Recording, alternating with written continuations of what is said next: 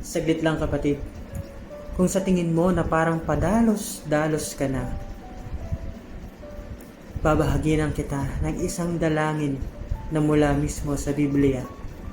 From Psalms 139 verse 1 to 3. At ang sabi dito, Lord, you have searched me and known me.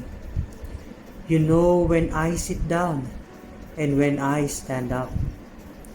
You understand my thoughts from far away. You observe my troubles and my rest. You are aware of all my ways. Kapatid, ayan ay isang patunay na kapag pakiramdam mo na masyado ka ng lost sa daan at wala nang tumitingin sa'yo, idalangin mo to.